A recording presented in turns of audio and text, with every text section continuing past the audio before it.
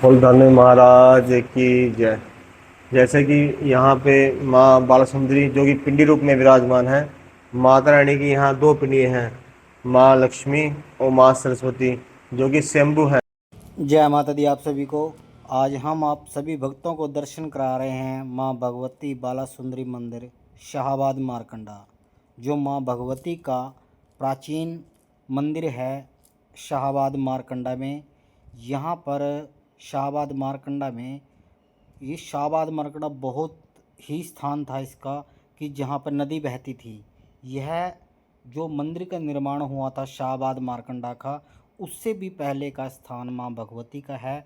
और हम माँ भगवती के आपको साक्षात दर्शन कराएंगे कि वहाँ पर कैसे पुजारी और कितनी पीढ़ियों से माँ भगवती की सेवा करते आ रहे हैं। और इसके साथ साथ माँ भगवती शाकंभरी देवी का भी यहाँ पर मंदिर है, जहाँ पर पांडवों ने यहाँ पर तपस्या की थी माँ भगवती को प्रसन्न करने के लिए। जब वे अज्ञातवास की तरफ गए थे तो माँ भगवती की यहाँ पर उन्होंने तपस्या की थी। माँ भगवती को प्रसन्न करने के लिए उन्होंने यज्ञ तप किया था माँ भगवती के लिए।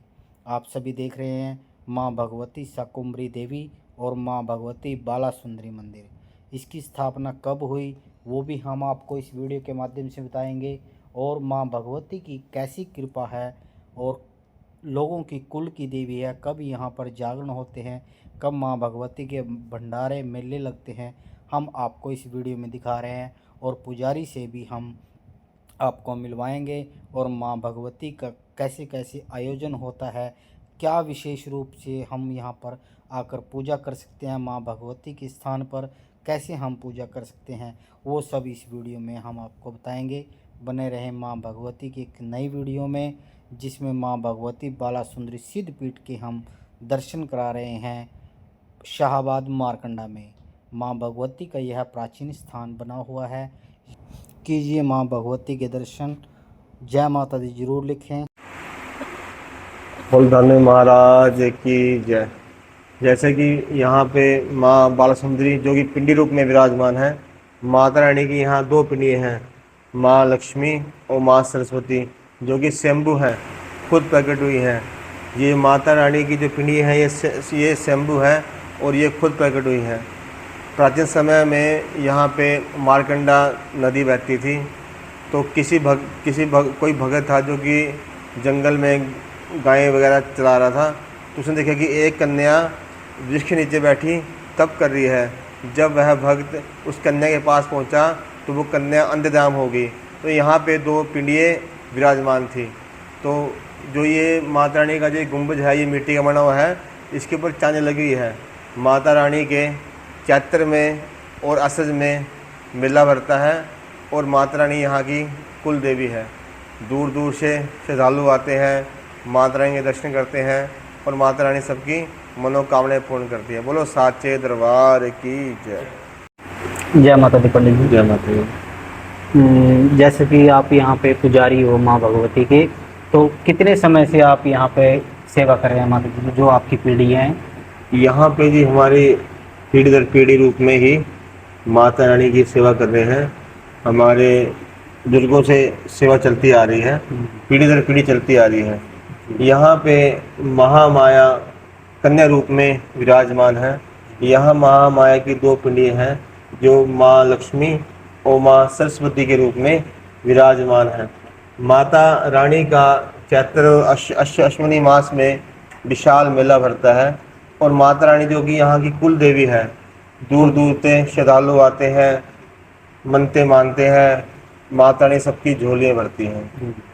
माता रानी का विशाल मेला का आयोजन होता है।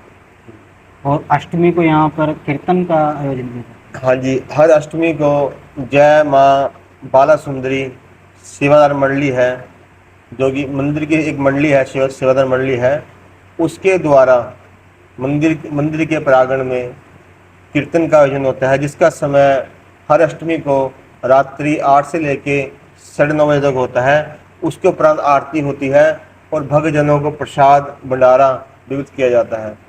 माता रानी सबकी ही मनोकामनाएं पूर्ण करती है और सबकी ही झोलियां भरती हैं। बोलो साचे दरबार की जय। अच्छा जी, एक बात है, जैसे किसी श्रद्धालु हैं, आसपास के हैं या कोई दूर दराज से है, अगर उनको कोई विशेष पूजा माँ भगवती के आगे करनी हो तो कैसे होगी, क्या उसका प्रावधान है, वो बताएंगे आप? माता रानी की अष्टमी और चौदस होती है। माता रानी नारियल, प्रसाद, चुनरी, हलवा, पूरी से, श्रृंगार से बहुत जल्दी प्रसन्न होती है। जो कंजक रूप होता है वो भी माता रानी का रूप होता है। सभी भक्तजन जो माता रानी की कृपा प्राप्त करना चाहते हैं वह अब अष्टमी को अपने घर में कंजकें जमाएं, उनका पूजन करें। जो कंजक होती है वो भी माँ दुर्गा का रूप होता है साक्षात। जी जिसने कंजक की पूजा कर ली, एक तरह ये मानो कि आपने वैष्णो देवी की यात्रा कर ली, क्योंकि जो माता रानी है वो कंजक रूप में ही विराजमान है। जो नारी है वही शक्ति है, वही संसार का कल्याण करने वाली है। जी। और यहाँ पे जैसे माँ भगवती का हवन जब तक चलते रहते हैं? यहाँ हवन भी होते हैं जी, समय समय अनुसार हवन भी होते हैं। अच्छा, हर मंगलवार को मंदिर में कीर्तन होता है और अष्टमी को भव्य कीर्तन का आयोजन किया जाता है। जैसे तिथि होती है, माँ बगला अष्टमी पे माँ बगलामुखी अष्टमी में माँ बगलामुखी जी का हवन होता है। तो अनुष्ठान वगैरह भी, पूजा वगैरह भी, जप वगैरह भी समय समय होता रहता है। चलते रहते हैं हाँ समय जी, चलते रहते हैं। जय। बोलो साचे जय दरबार दरबार की जय।